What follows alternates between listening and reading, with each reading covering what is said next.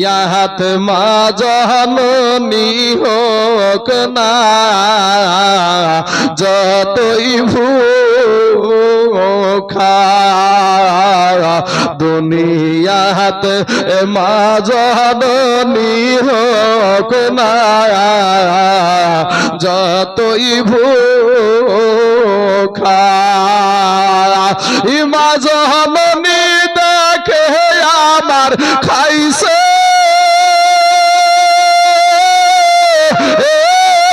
আমার কাহারে, আমি অনেক দিন হই মায়ের মুখ দেখি না।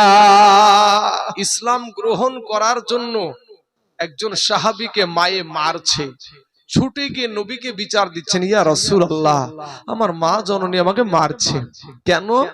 ইসলাম কবুল করার জন্য, আপনার পাশে সোহবতে আসার জন্য আমার মা মারছে।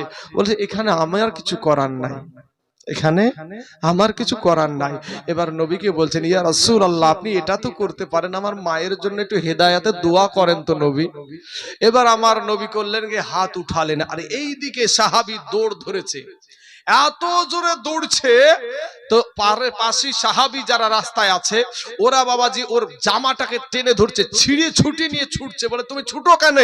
বলে আমি আল্লাহর নবীকে আমার মায়ের জন্য দোয়া করতে বলেছি, আমি আগে গিয়ে আমার মায়ের কাছে পৌঁছাই না নবীজির দোয়া আল্লাহর কাছে তাড়াতাড়ি কবুল হয় সেটা দেখার জন্য আমার মায়ের কাছে আমি ছুটছি। জোরে বলুন সুবহানাল্লাহ।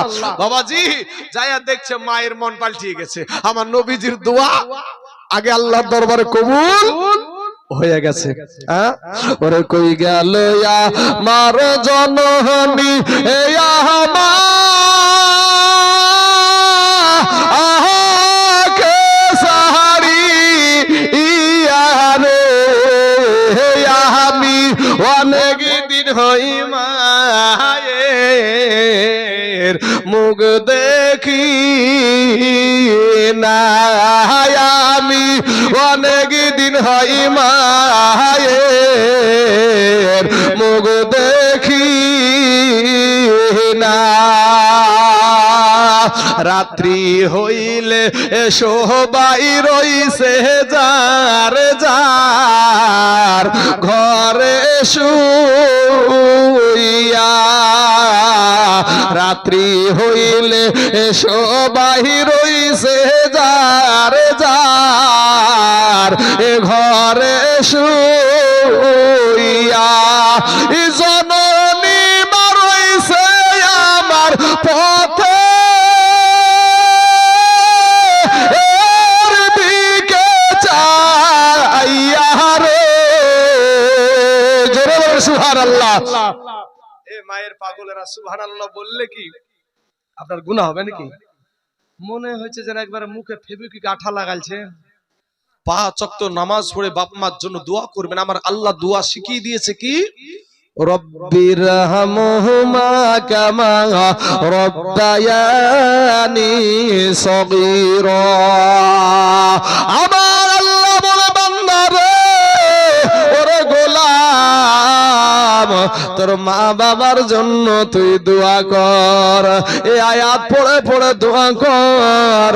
আমি আল্লাহকে বল, আল্লাহ গো আমার মা বাবা যেমনি ভাবে আমাকে ছোটবেলায় আমাকে কোলে পিঠে করে আদর করে বেঁচে রেখেছে, ওগো আল্লাহ আমার আব্বা আমার মা জননীকে অনুরূপ তুমি হেফাজত করে রাখিও। জোরে বলেন সুবহানাল্লাহ। আমার আল্লাহ শিক্ষা দিয়েছে রে বাবা, তাই কবি বলছেন ওরে দুনিয়াত মা জননী হোক না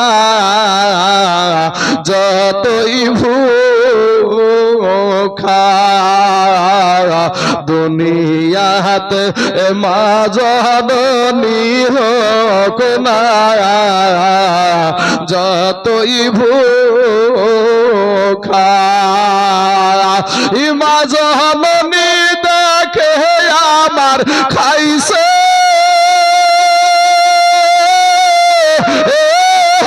আমার কাহারে,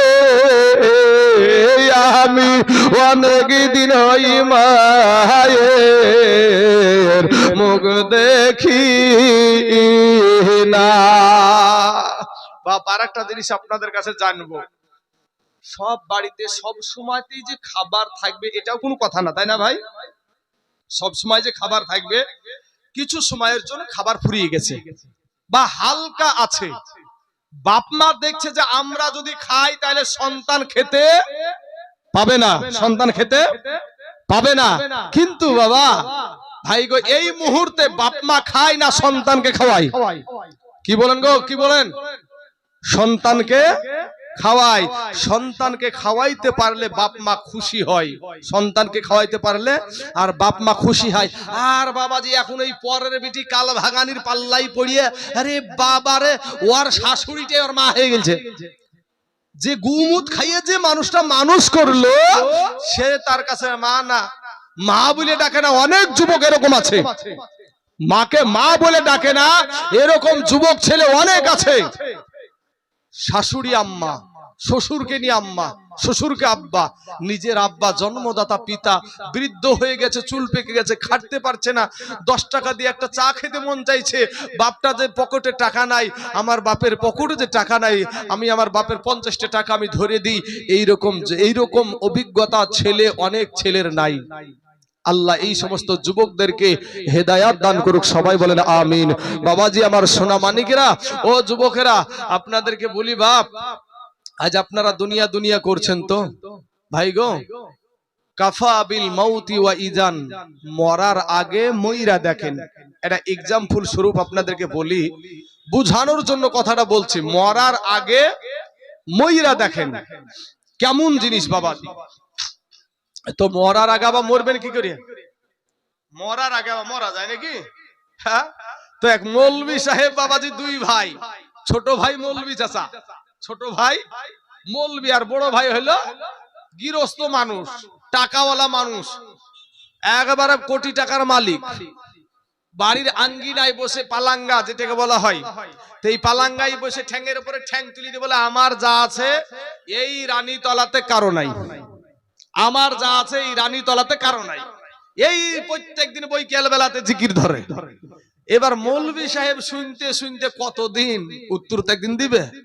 মৌলভী সাহেব যে, বড় ভাই আমি চিন্তা করে দেখেছি যে তোমার এই দুনিয়াতে কিচ্ছু নাই, এই কোটি টাকার মালিকের মেজাজ গরম। হ্যাঁ, আরে তোকে আমি মৌলভী বানানো না ব্যাককল বানানো?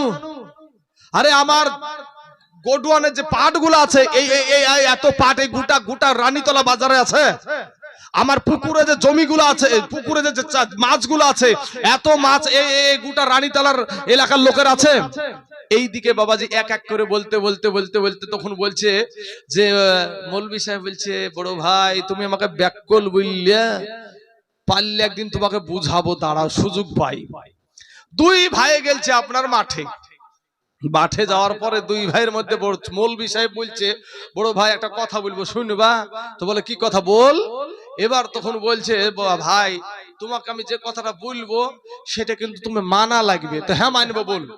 তো বলছে, তুমি এখানে শুয়ে যাও, তোমার গায়ে আমি একটা চাদর দিয়ে দেবো, মুখ টুক ঢাকিয়ে দেবো, ঢাকিয়ে দিয়ে তোমার পাশেই বসে কাঁদবো যে আমার ভাইকে সাপে কেটেছে, মরে গেছে গো, তোমরা এসো গো, দৌড়ো গো, আসো গো, আমার ভাইকে বাঁচাও গো। এই কান্না করবো। বলে, কি হবে? কি হবে সেটা তুমি পরে বুঝো, কি হবে সেটা পরে বুঝো। এখন বাবারা, ওরে আমার ভাই জানে রে, মরার আগে মইরা দেখো রে বাবাকে, আপনার আপনকে, আপনার পর আপনি বুঝা যাবেন রে যুবক। ও ভাই জান, মৌলভী সাহেব কান্না শুরু করে দিয়েছে। কি কান্না শুরু করেছে? এটাই বলছে, ওগো কে আসো গো দেশের মানুষেরা এসো, আমার বড় ভাই কোটি টাকার মালিক, আমার ভাই জানকে সাপে কেটে মাইরা নিয়েছে, আমার ভাইকে কেউ বাঁচানোর চেষ্টা করেন।